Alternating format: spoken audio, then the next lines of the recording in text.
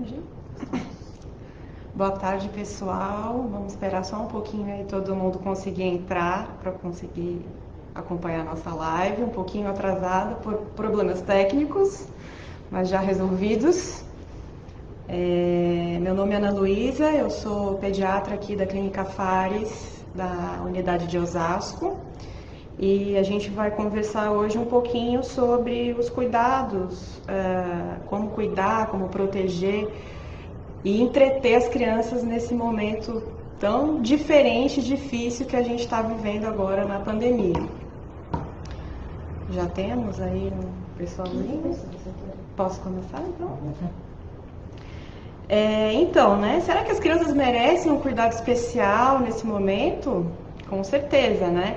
Até mesmo para a gente que é adulto, essa situação, enfrentar ela está sendo muito difícil. A gente tem uma mudança no nosso cotidiano muito brusca, a nossa rotina está muito diferente e a gente convive com medo de contágio do vírus, convive com a falta das pessoas, da família, convive com essa criança que foi retirada da escola abruptamente e está tendo que ficar em casa praticamente o dia todo, já há mais de 2 meses.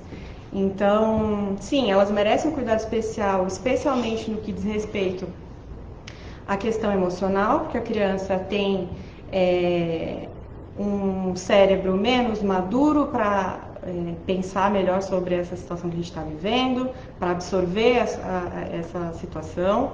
Então, problemas emocionais podem surgir, com certeza, além do fato de ser um pouco difícil a gente conseguir manter os hábitos saudáveis nesse momento, né, de isolamento. Será que as crianças são suscetíveis a serem contaminadas pelo vírus? Sim, são sim. Os coronavírus, eles são uma classe de vírus que a gente já conhecia, porém esse novo coronavírus é completamente novo. A gente não teve exposição anterior a ele, então a gente não tem imunidade, tanto adultos quanto crianças. Então elas são suscetíveis, apesar de não serem consideradas grupo de risco, o vírus ele se comporta de uma maneira muito diferente de pessoa para pessoa e é difícil a gente conseguir prever esse comportamento dele. Então a gente tem inclusive crianças que desenvolvem quadros graves. Por isso a gente não deve pagar para ver. Elas precisam sim serem protegidas, porque a contaminação é possível sim de acontecer. Então, como que eu vou conseguir proteger a criança, né? A primeira coisa que eu acho que é uma oportunidade que a gente está tendo agora de despender um tempo maior para ensiná-las a lavagem das mãos. Isso não vai ajudar só contra o coronavírus, como também com outras doenças que podem, porventura, acabar acometendo a criança. A gente viu aí pelo YouTube, pela internet, um videozinho de um experimento muito interessante que a gente pode tentar fazer em casa para mostrar de forma lúdica para a criança como o uso da água e do sabão tira a sujeirinha do dedo. É aquele experimento que você bota água com orégano num pratinho, aí a criança bota o dedinho ali, suja o dedo, aí você mergulha num outro pote que tem a água e sabão e retorna o dedo lá para a água com orégano e vai ver que o orégano vai todo ser repelido. E aí dessa forma a gente mostra, olha, como a água e o sabão tira a sujeirinha do dedo e vai impedir você de ficar doente. Também tem musiquinha de lavagem das mãos, e que é legal porque não só fala o passo a passo da lavagem eficaz e correta, como também demora o tempo suficiente para que essa lavagem seja eficaz. Então, pelo menos 20 segundos ali, ela vai cantando e lavando a mão, e dessa forma a gente garante que a lavagem seja eficiente. Com relação ao uso do álcool gel. O álcool gel, ele está indicado quando a gente não tem acesso a água e sabão naquele momento. A maioria das vezes vai ser quando estiver fora de casa e que essas vezes devem ser muito restritas, né? A gente vai aplicar o álcool em gel 70%, mas nos bebês a gente não deve fazer isso, porque o bebê coloca a mão na boca o tempo todo e pode haver intoxicação pelo álcool gel. Então, nos bebês a gente dá preferência por lavagem mesmo, com água e sabão, e se estiver fora de casa, não deixar que ele toque em nada. Dentro de casa a gente deve estar dando uma atenção especial àquele lugarzinho que a gente já sabe que a criança fica mais. Então você vai higienizar os brinquedos com água e sabão ou uma solução com água sanitária, o chão, o cercadinho, os móveis que ela costuma tocar mais e ficar mais. Isso tem que ser a higiene constante e diária. Obviamente, a gente deve respeitar o distanciamento social. Então, a criança não deve ter contato com parentes, visitar pessoas, receber visitas em casa. Ela deve ter contato apenas com aqueles que moram dentro da casa. E é muito importante, então, a gente só sair de casa quando for para consulta médica, para vacinação, que essas coisas não podem ser deixadas de lado. Eu já recebi aqui no consultório algumas crianças com 3, 4 meses que ainda não foram ao pediatra nenhuma vez. Nasceram no meio da pandemia, deram essa infelicidade de nascer no meio da pandemia e acabaram não tendo ainda a primeira avaliação. Então a gente não pode negligenciar nessa parte. O risco da criança ser exposta ao vírus, saindo de casa uma vez ou outra para ir ao médico, é muito menor do que o benefício que ela vai ganhar de ser avaliada periodicamente, especialmente nesse primeiro ano de vida, de uma fase de crescimento mais acelerado, que precisa ter um acompanhamento mais de perto. É muito importante a gente também frisar para os pais que não estão fazendo home office, que tem que sair de casa para trabalhar. Isso, e também quando você sair de casa, porventura, para alguma coisa que não pode ser adiada. Quando retornar para casa, é muito importante você retirar os sapatos antes de entrar em casa, higienizar a maçaneta com álcool ou com água sanitária e imediatamente para o banho, remover suas roupas com cuidado para não ter contato com os olhos, a boca ou o nariz, colocar as roupas de imediato para lavar e tomar banho, inclusive lavando os cabelos, tá? Isso é importante para evitar a contaminação da criança em casa, especialmente esse pai que trabalha todo dia fora. Com relação a outra proteção das crianças, que é a máscara, o uso da máscara, né? Existe muita confusão de saber quando que eu vou poder usar a máscara na criança. Já recebi no consultório um bebezinho de 6 meses com máscara. Então, assim, não dá. Menores de 2 anos, a gente não indica que use máscara, porque há um risco de sufocamento e esse risco não é menor, né, do que o benefício do uso da máscara. Então, é melhor não usar a máscara só para acima de 2 anos. A máscara deve ser feita de algodão, com dupla camada de tecido de preferência, com elástico nas pontas que possa colocar, ajustar atrás da orelha, cobrindo boca e nariz, mas de uma forma que não fique muito frouxa, nem que fique muito apertada, porque a criança, sentindo incômodo, desconforto, vai acabar tocando várias vezes na face. E esse toque na face pode levar a um aumento da chance de contaminação pelo vírus. Então, a gente deve usar a máscara de uma forma bem justinha no rosto. Outra situação, quando a gente tiver que usar a máscara, que é fora de casa, a cada 2 horas ela precisa ser trocada. Se você precisar ficar 2 horas, mais do que 2 horas fora de casa, você tem que levar máscaras extra e um saquinho plástico para você retirar a máscara com cuidado, sempre tocando pelo elástico só, não tocar na parte da frente, dobrá-la, guardar no saquinho plástico fechado para depois higienizar em casa. E a higiene da máscara em casa deve ser feita com água e sabão, normalmente, na máquina de lavar. E você pode também deixar de molho na água sanitária, mais ou menos uma meia hora é suficiente. Então, como é que a gente vai cuidar da saúde física e mental dos pequenos? A saúde física. Muito agora a gente tem percebido que a gente tem se desorganizado, né? A nossa rotina está muito desorganizada. Então é importante a gente manter uma organização mínima das tarefas da criança ao longo do dia. Sem ser uma rotina rígida, fixa, chata. Não, a gente vai variar as atividades que vão ocorrer conforme os dias, inclusive até respeitando os momentos de ócio e tédio da criança. A gente não pode forçar ela a fazer um monte de coisa para passar o tempo. Mas é importante a gente respeitar o horário de sono, o horário das refeições, o horário que vai fazer alguma atividade escolar online. Eu tenho recebido no consultório muitas queixas de distúrbio de sono, muitas crianças que estão trocando o dia pela noite, especialmente porque têm acesso a tablet, celular, dormem com eles no quarto, acabam ficando até altas horas da madrugada vendo videozinho no YouTube e tudo, e acaba que o sono é muito atrapalhado, muito prejudicado. A gente precisa entender que o sono é essencial para o desenvolvimento da criança, tanto o crescimento quanto o desenvolvimento cognitivo. É durante o sono que as memórias, o aprendizado, todo que ela teve durante o dia vai ser consolidado. Além disso, a gente sabe que durante o sono o hormônio do crescimento é liberado, então a criança que não dorme bem não cresce direito. E a gente também sabe que o cortisol é liberado também de acordo com o sono.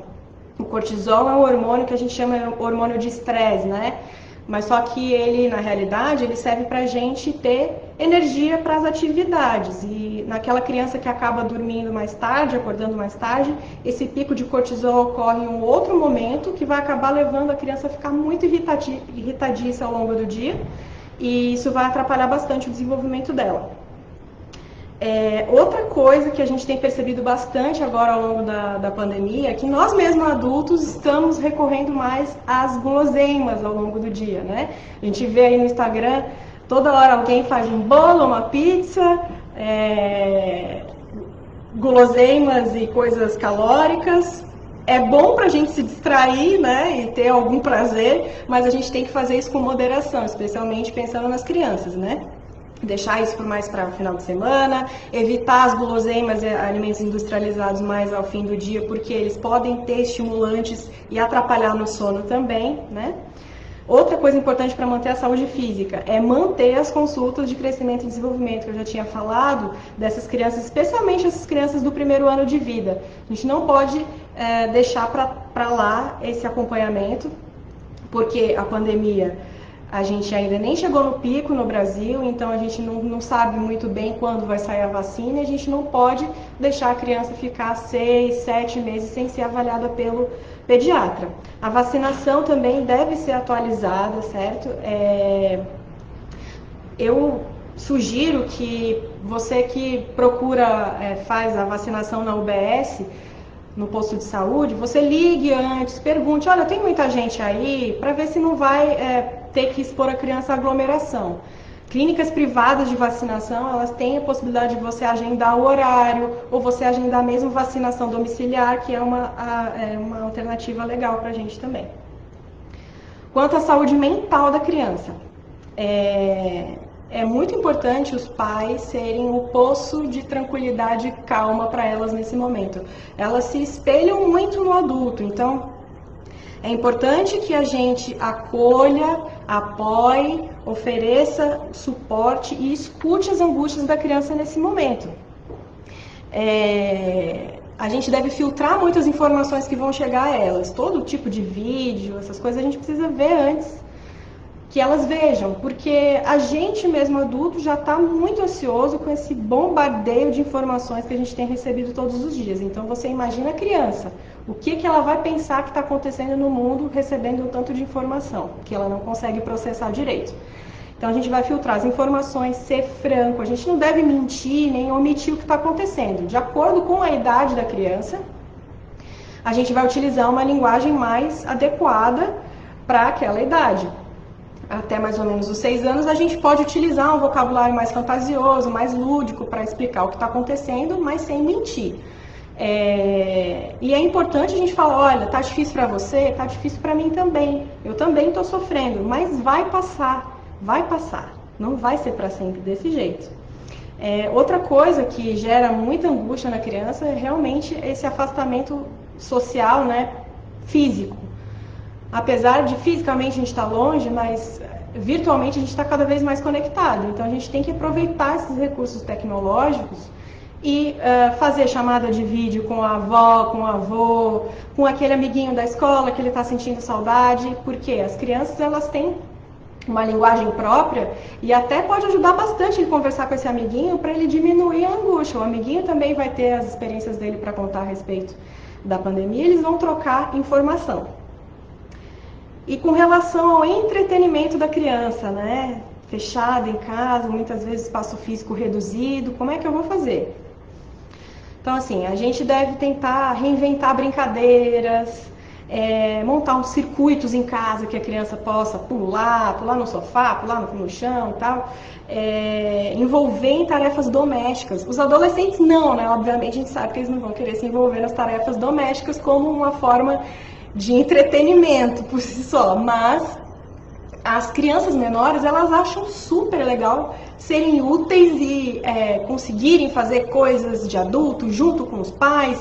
Então, claro, cuidando para que não faça nenhuma tarefa que possa machucar, mas você pode trazer a criança para, na hora que vai tirar uma mesa, dar um objeto de plástico para ela levar, vai varrer, vai passar o aspirador, deixa ela passar junto com você, faz um jogo, uma brincadeira, vamos ver quem é que passa melhor aqui. Tá fazendo um bolo, tá cozinhando, chama a criança para fazer aquela parte que ela não vai ter como se machucar, obviamente, vai misturar a massa do bolo, enfim, trazê-las para perto nessas tarefas domésticas é uma boa alternativa para fazer com que elas fiquem entretidas. É importante também a gente respeitar o ócio, deixar a criança enfrentar o tédio. A gente está muito ainda com essa coisa da internet, das redes sociais, a gente tem dificuldade de enfrentar o tédio e a gente precisa deixar um pouco a criança aprender a se entreter sozinha. No início, especialmente aquelas até 3, 4 anos, elas não vão conseguir, no máximo 5, 7 minutos vão conseguir brincar sozinhas. Mas isso devagarinho vai sendo desenvolvido, você vai lá, 1 minutinho, brinca um pouquinho, sai, e assim vai indo a criança aprendendo a se entreter sozinha. No final do dia é interessante a gente lançar a mão de algumas atividades que são mais calmas, que vão tranquilizar a criança. Então, yoga, meditação, pode ser feito para a criança. A gente tem canal no YouTube ensinando como que faz. É interessante para a criança já ir se acalmando para o final do dia para poder ter uma noite de sono tranquila. E o mais importante de tudo, não se frustrem quando for necessário recorrer para o tablet, recorrer para o celular para acalmar a criança, porque essa é uma situação de exceção que a gente está vivendo. E muito importante a gente não ficar carregando culpa o tempo todo. Cada dia é um dia, vamos ser criativos, vamos se reinventar cada dia. Não deu certo aquela dinâmica aquele dia, paciência, bola pra frente. Mais ou menos isso que eu tinha para falar. Tem pergunta? Bom, vamos ver que a gente recebeu. Nós recebemos uma pergunta, doutora, referente ao uso do tablet. Até quando eu sei que eu posso deixar essa criança usar isso? Por quanto período, né? Por quanto tempo? Isso vai variar de idade para idade, né? A gente tem os tempos de tela que são determinados, o máximo de exposição de tela que a criança pode ter, de acordo com cada idade. Mas o ideal é que não se ultrapasse de 2 horas isso. O menorzinho, 3, 4 anos, na verdade nem deveria ser exposto à tela, mas a gente sabe que acontece que a gente está inserido nesse contexto, vai acabar utilizando o tablet em algum momento. Mas isso não deve ser um tempo muito grande. Os maiores, até no máximo 2 horas. Os menorzinhos, o mínimo possível, que for possível fazer. Uma outra pergunta é sobre o Covid. Quem já pegou e se curou, pode ainda transmitir? Então, os estudos ainda não sabem se essa imunidade que a pessoa adquire depois da transmissão, se ela é duradoura. Então a gente não sabe. Aparentemente, algumas pessoas que foram contaminadas, um tempo depois acabaram se contaminando de novo. Então, essa imunidade a gente ainda não sabe se é duradoura. Então, quem já foi contaminado pode acabar, porventura, contaminando novamente e passando para outras pessoas. O K, aqui no Instagram, ele ressaltou a informação de que você passou sobre esse controle de período que essa criança fica exposta, né? Então, ele falou que tem que conversar, estabelecer algumas regras e que cabe o adulto cumprir essas regras, né? Por exemplo, só vai usar o tablet até as 20, depois disso vai brincar com outra criança, etc. Uhum.